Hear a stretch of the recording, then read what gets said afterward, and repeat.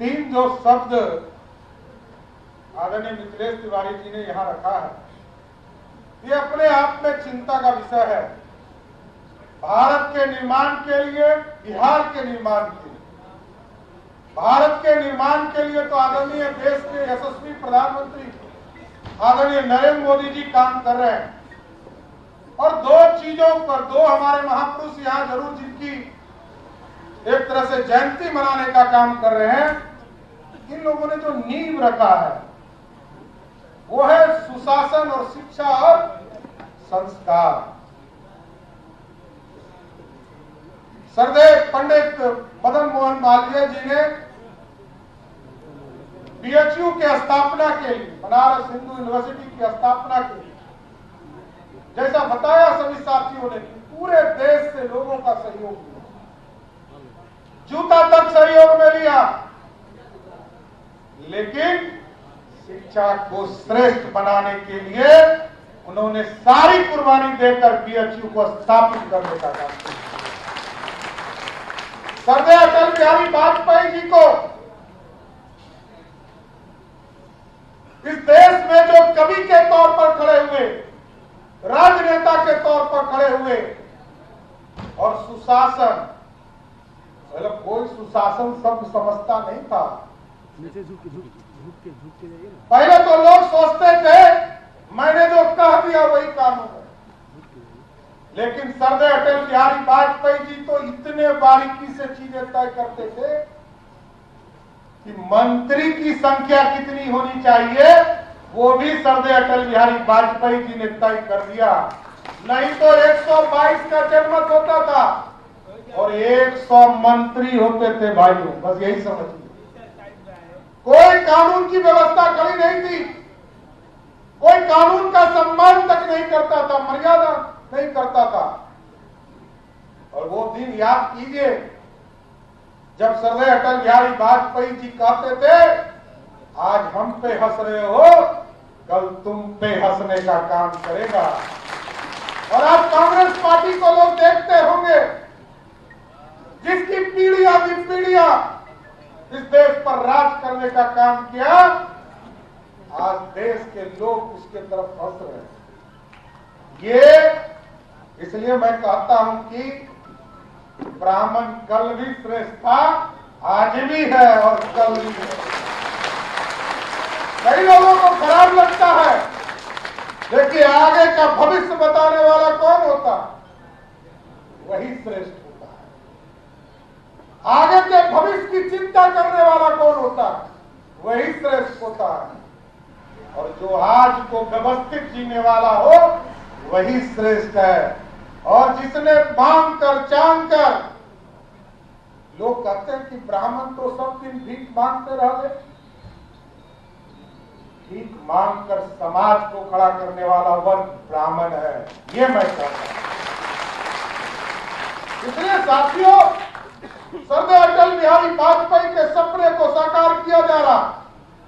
और जब सुशासन चाहते हो, आज जो आतंक का राज स्थापित है, 3 चीज बिहार में चलता है। बहने, कई बहनें यहां बैठी है, मैं तो कहते रहता हूं, शराब माफिया, जमीन माफिया और बालू माफिया। और ये तीनों को यदि हटा दीजिए, बिहार में सुशासन स्थापित हो जाएगा। एक बार भारतीय जनता पार्टी को सहयोग कीजिए साथियों। लंबे समय से नित्यानंद जी ने शुरुआत किया, पहली बार लड़ाई शुरुआत हुई, उसके पहले हम सरकार में रहते थे। कुछ दिन हमारे भाई को भी मौका मिला, फिर इनको भी इनके समय ही सरकार में हम आ गए। लेकिन साथियों ये सोचना पड़ेगा बिहार कहां जा रहा है, बिहार कैसे स्थापित होगा। क्योंकि जो अटल बिहारी वाजपेयी जी ने सपना देखा था, वो सपना कैसे साकार होगा। नीचे यदि हम सुशासन स्थापित नहीं कर पाएंगे तो बिहार कैसे बढ़ेगा, कैसे राम राज्य की कल्पना होगी। आप सोचिए, 450 बरस लग गए हमको राम मंदिर बनाने में सनातन इतना कमजोर नहीं है साथी। हम दूसरे का सम्मान करते रहे, विश्व हिंदू परिषद संघ के लोग लगातार लड़ते रहे, लेकिन भारतीय जनता पार्टी कमिटेड है। जिस तरह हमारे पूर्वजों ने 1950 से लड़कर 370 को उखाड़कर कचरे के ढेर में फेंक दिया, उसी तरह 450 वर्षों से हम लड़ रहे थे। प्रभु श्री राम हम आएंगे और वही मंदिर बनाएंगे। जब आपने आशीर्वाद दिया 2019 में, ये क्योंकि कमिटेड था। हम 1950 में भी यही कहते थे, 1980 में भी यही कहते थे, 1990 में भी यही कहते थे कि जब भाजपा की पूर्ण बहुमत की सरकार होगी तो अयोध्या में फिर से भव्य राम मंदिर बनाएगा। और आपके आशीर्वाद से, क्योंकि आप ही ताकत है, आप ही जनता मालिक है, आपके आशीर्वाद से बिहार बढ़ा और देश बढ़ा। और जिस तरह प्रधानमंत्री जी कमिटेड थे, लोग पूछते हैं कि गरीबों को क्या मिला। मैं बताता हूं साथियों, जरूर बताने का। भले लोग आज गाली दे रहे हैं, इंडी गठबंधन के लोग, दयानिधि मारन जी का नाम लिया नित्यानंद जी ने, कई साथियों ने। साथियों, वो हमको गाली नहीं दे रहा है। इंडी गठबंधन के लोग जो गाली देते हैं, वो बिहार में जो इंडी गठबंधन के लोग हैं उनको गाली देने का काम कर रहे हैं, हमको नहीं दे रहे। हम बिहारी तो परिश्रम के लिए जाने जाते, और देश और दुनिया में आप देख लीजिए, मजदूरी हम जरूर करते हैं, सम्मान के साथ करते हैं। और सबसे ज्यादा पढ़े लिखे इंटेलेक्चुअल कौन है? सबसे बड़ा परीक्षा कौन होता है? आईएएस और आईपीएस का परीक्षा होता है, सबसे ज्यादा पास कौन करता है? तो सबसे ज्यादा बुद्धि हम ही को, और सिखा हमको रहा है। अरे हम मगध के लोग हैं, और यहाँ पंडित चाणक्य ने अखंड भारत का सपना देखा था, और अखंड भारत के सपने को साकार, पंडित चाणक्य के सपने को साकार करने का काम सम्राट अशोक ने किया, सम्राट चंद्रगुप्त ने किया। और आज भी ये बिहार है, हम जरूर आपको स्वस्थ करते हैं, भारतीय जनता पार्टी आपके सपने को साकार करने का काम करेगी। बिहार में सुशासन, बिहार में सुशासन स्थापित करना, शिक्षा का प्रसार प्रसार करना। ये जो गुरुकुल की शिक्षा थी, जितने लोगों ने 90 के पहले मैट्रिक किया होगा साथियों, वो कोई पक्का मकान में पढ़कर शिक्षा नहीं लेते, बोरा बिछाकर पेड़ के नीचे शिक्षा लेते थे, क्योंकि हमारे पास क्वालिटी था, क्वांटिटी नहीं था।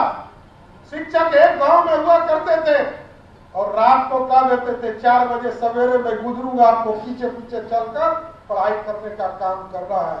यह गुरुकुल कंसेप्ट को फिर से खड़ा करना है, यह पाठशाला का कंसेप्ट को खड़ा करना है, स्कूल के पूरे सब्जेक्ट को खत्म करना है।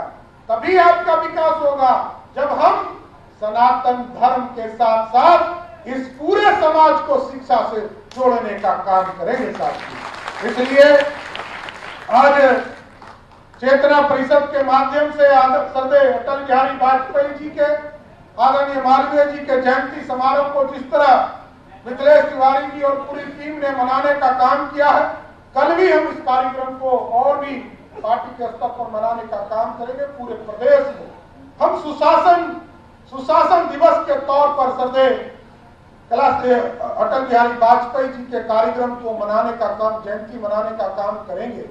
लेकिन जरूर स्वस्थ रखिए और विश्वास रखिए इस देश में, यदि आप चाहते हैं कि बिहार में बदलाव हो, बिहार में सुशासन स्थापित हो साथियों, तो 40 की 40 सीट जिताकर नरेंद्र मोदी जी को फिर से प्रधानमंत्री बनाना, क्योंकि यह नींव होगा एक सुंदर बिहार बनाने का, एक विकसित बिहार बनाने का। आप सोचिए, हम सबसे पहले, बिहार एक ऐसा प्रदेश है जहां सबसे पहले टेक्नोलॉजी हम यूज करते हैं, लेकिन सबसे अंतिम हम चले जाते हैं। 1984 में आप सोचिए, पहली बार अंडरग्राउंड वायरिंग का काम शुरुआत इसी बेली रोड पे हुआ। और आज तक बिहार के गांव तक वायरिंग नहीं पहुंचा। शहरीकरण में हम एशिया में सबसे बड़े कॉलोनी के तौर पर जाने जाते हैं। कौन सा कॉलोनी था? अब ऐसा कॉलोनी कहां कहां जहां खोजिएगा वहीं मिल जाएगा। ऐसा बिहार नहीं बनाना, सुंदर बिहार बनाना। और प्रधानमंत्री जी का डबल इंजन का सरकार जो सपना था अटल जी का भी कि बिहार में भाजपा का कमल खिले, तो ये जो 15 वर्ष तक लालू प्रसाद जी ने और 18 वर्ष तक नीतीश कुमार जी ने जो कीचड़ फैलाया है, इसी में घर घर तक एक एक विधानसभा में कमल खिलाने का चांस दीजिए। हम सभी लोगों को विशेष तौर पर धन्यवाद देते हुए